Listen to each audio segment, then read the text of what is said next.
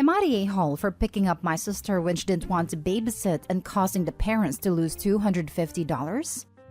My female 20 younger sister, female 15, came to visit our city for a few weeks as part of her summer vacation. She split her time between my place and my aunt's, female 30, place. My aunt has 2 toddlers and is currently on maternity leave. While my sister was at my aunt's, she spent most of her time babysitting unpaid, while my aunt went out to see friends, get her nails done, dates with husband, etc. Every single day she was there. She was babysitting for between 4 to 8 hours a day.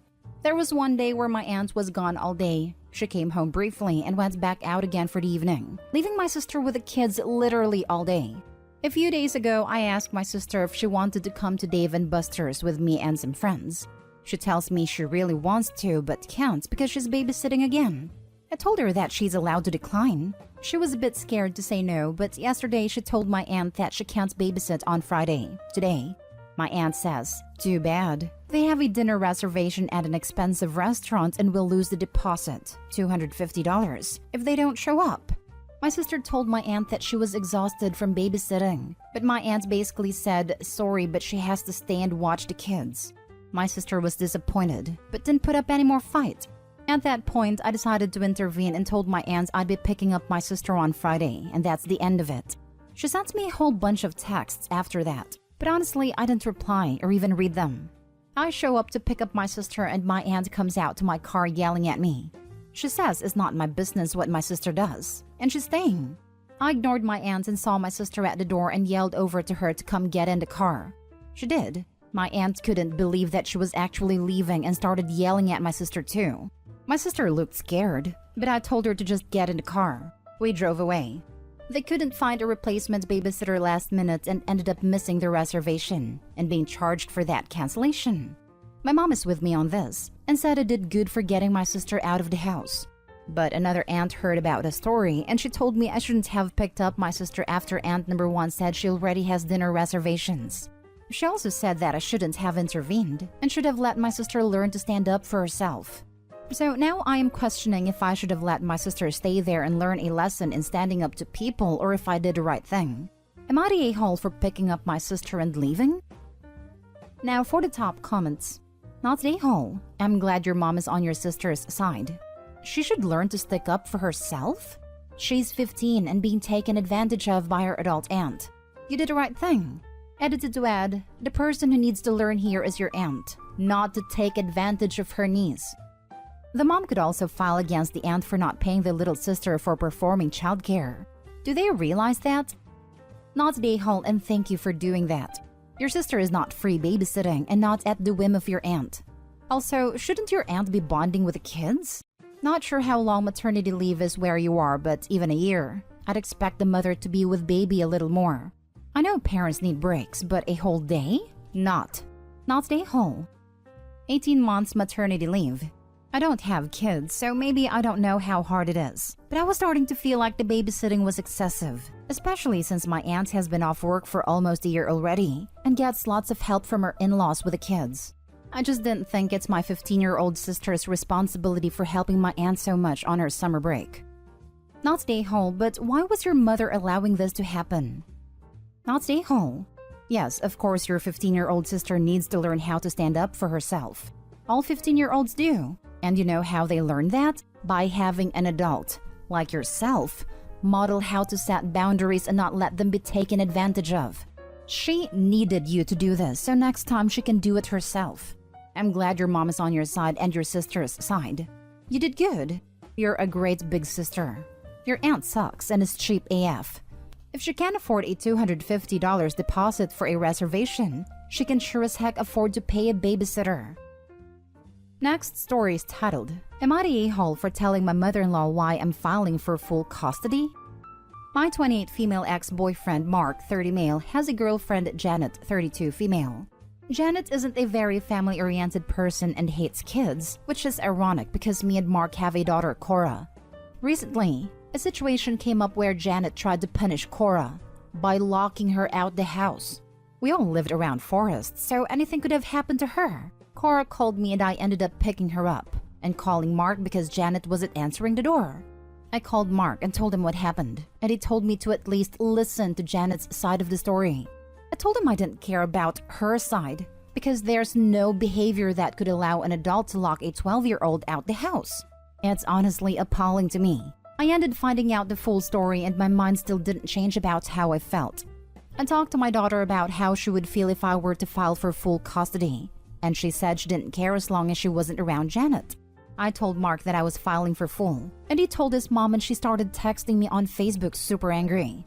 Apparently, Mark and Janet told a different story than what actually happened and excluded the locking out the house part to make me and Cora look bad.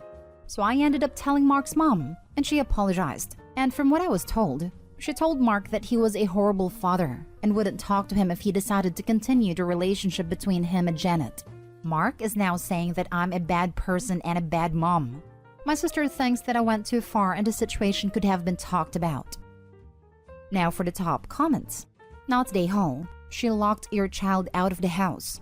That is not appropriate at all, but especially not as a punishment.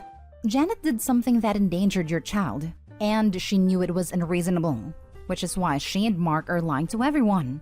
Good for you for protecting your kid, and your daughter's grandmother is a good one. Also, OP needs to file for emergency protective custody until the hearing for full custody so the child doesn't have to go back. Not the a-hole.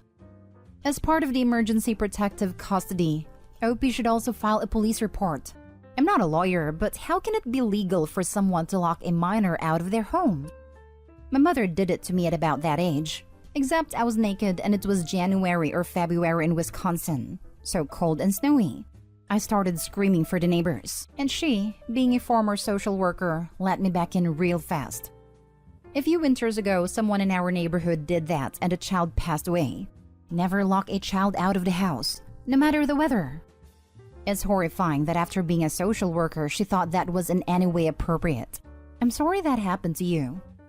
Not the a-hole. You're right, and this has nothing to do with where you live. There is no situation that warrants locking a 12-year-old out of their own home. Not ever.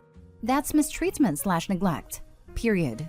And as someone literally old enough to be your mom, I'm so sorry, because that must have been genuinely terrifying for Cora and horrible for you to hear as a mom.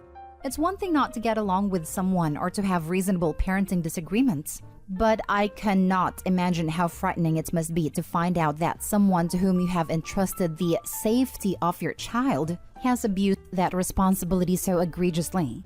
You don't need to like Janet or even get along with her or Mark, but you absolutely have a right to know that when Cora is at their home, she is safe. And she is not safe with an adult who thinks that it is appropriate to lock her out at the age of 12. You're right to file for sole custody. This is a safety issue. You are clearly not the a-hole. Next story. Am I the a-hole for saying my stepdaughter is not entitled to my late ex-wife or daughter's money? I am married to Ashley and our girls from previous relationships are both 17. My ex-wife was Sam. She and I were never a great couple, but we were great friends and great parents/co-parents. So we stayed very close after the divorce, and I was aware she had started saving for our daughter's future education. We had reached somewhat of a compromise on how to handle that. I did most of the spending on her adolescent activities and extras, so all her extracurricular activities, hobbies, and for the most part gifts that we shared, while she saved for the future in an effective way. I never knew how much was in the account until 2 years ago when my ex died. It was then I learned she had saved a hefty amount, and that aside for allowing for her funeral expenses, she had left money for our daughter to use as she saw fit outside of the college money. Ashley and I married 7 years ago, and at the time we had discussed money for the girls, etc. I explained I was not saving, but my ex-wife was. She had not started anything for her daughter at that point, and her ex was not saving either. So we started to put a little by when we could, but we were never able to save huge chunks at a time. After Sam died, money became a much larger issue. Ashley was upset to learn my daughter had a considerate amount more than my stepdaughter for college, and that she had money to spare. It only became a bigger deal this past May. My daughter told me she had decided to do community college in her mom's hometown so she could be close to her grandparents for a while, and could still follow her dreams. Ashley then brought up how some of that money could go to my stepdaughter. I told her no, that it was not our money. And even if she tried to suggest that it would be mine seeing as my daughter is a minor, I pointed out that it would be stealing to just take from her. And I had never contributed to that fund directly. And it would be taking my ex-wife's money. Ashley went off about Sam putting so much away when she knew our daughter had a stepsister, and how she was selfish to make her so much better off than her only sibling. I told her she needed to get over that, because Sam only had one child to think about, and it wasn't her job to think about my stepdaughter, or even any bio kids I could have had after our divorce. Ashley told me to think about my stepdaughter. I told her my stepdaughter is not entitled to my daughter's money or my ex-wife's money, whichever way she wanted to look at it. She asked how I could be so callous about her daughter's disadvantage. Am I the a-hole? Now for the top comments. Not the a-hole. Your ex-wife saved it for your daughter, not the stepdaughter, so she's not entitled to any of it. Those were my thoughts. Those are the facts. It's not even yours. It was saved by your ex-wife for her daughter. I think she would turn in her grave if you caved in and used some of it for your stepdaughter. Not the a-hole. Sam saved for her daughter. Her only daughter. Not for a stranger's kid who she had no responsibility for. Don't punish your daughter by taking away her college fund that her mother set up for her, just because your wife doesn't know how to make good financial decisions for her kid. I would never take from my daughter. I would also never expect Sam to have saved or given money for my stepdaughter.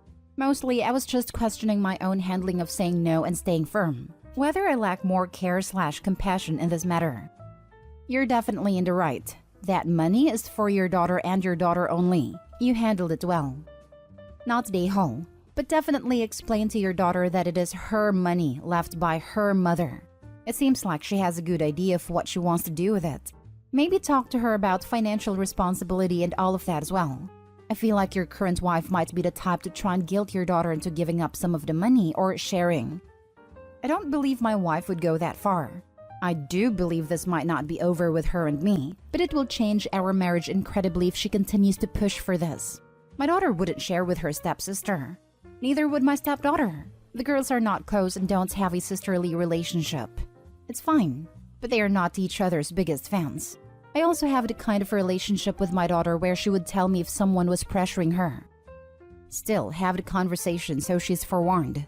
Look at it this way. Did you expect your wife to pressure you as she has over all of this? Now for the last story. Am I the a-hole for taking my daughter and son away for the weekend without my stepkids? I have 4 children. 2 bio children who are 17 and 15 and 2 stepchildren who are 12 and 11. I was a widower when I met my current wife 7 years ago. My first wife had passed 3 years before meeting my current wife, and she was a single mom whose ex was not in the kids' lives at all. So they came to see me as dad, and I love them. But I admit my love for them did come at the expense of my kids somewhat. Something that only truly stuck with me recently when my bio children told me they were done with any and all family time. That we were not a family. That they wanted to go live with their grandparents in another state. I was shocked. I had thought I had done a good job of being there for them and providing them with a family. We talked. They explained how to them my wife and stepchildren were not people they loved and considered family, and that by never getting time with just me, they felt like they had lost their whole family, that they did not consider it family time when we were all together. My daughter told me she was pretty much ready to leave and had even tried to graduate early, but due to her learning disability she was unsuccessful. It was a huge wake-up call for me. I had sat and discussed what was going on with my wife, and I told her I wanted to take my son and daughter away for the weekend, just the 3 of us. It wasn't until I got back that my wife told me my stepchildren had told her they were very upset, and she decided it was unfair that I left them behind and made them feel like they were less my kids. They never said anything to me before when I spoke to them, but when I got back they told me they felt it was unfair and that I should be their real dad too. I explained we could do something just the 3 of us, but that my son and daughter needed some time with just me. I am making much more of an effort to make my bio kids feel like they have not lost me and that they can be honest and open with me. My wife wanted to do something with my bios while I spent time with my stepkids since we got back. My bio kids weren't interested, which turned into my wife being very upset and telling me again that I did a wrong thing taking my bios for the weekend but not my stepchildren. She said I showed my kids that she and my stepkids, are not family. I told her I could not change their feelings after the damage I did, But that maybe in time, if they feel like they haven't lost me, they could have a better relationship with them as well. But I told her firmly I did what I needed to do for my relationship with my older 2 children. She said it should never come at the expense of the younger kids. Am I the a-hole? Not the a-hole, but your wife certainly is. It seems to me that while you were gone over the weekend with your kids, she stirred a pot with her kids, and that is why they're now saying what they're saying. You absolutely did the right thing, OP. Because if not, once they were able to leave, they would and go no contact with you. Let her know that the way her kids feel about one weekend is what your children have been feeling for the last 7 years. You did good stepping up for your stepkids, but it was the cost of your relationship with your kids, and you're fixing that now.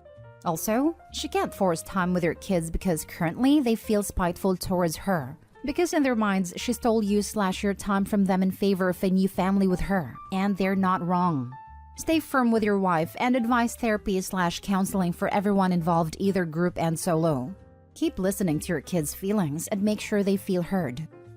Agree, your wife is the a-hole. She started the drama while you were gone, and if she ever wants a relationship with your kids, she needs to understand how they are feeling and not be offended when they don't want to spend time with her. Maybe as things improve and you give it some time, they may come around, but forcing them to do anything with her will just make it worse. I'm glad you're refocused on your kids, and you shouldn't let her deter you.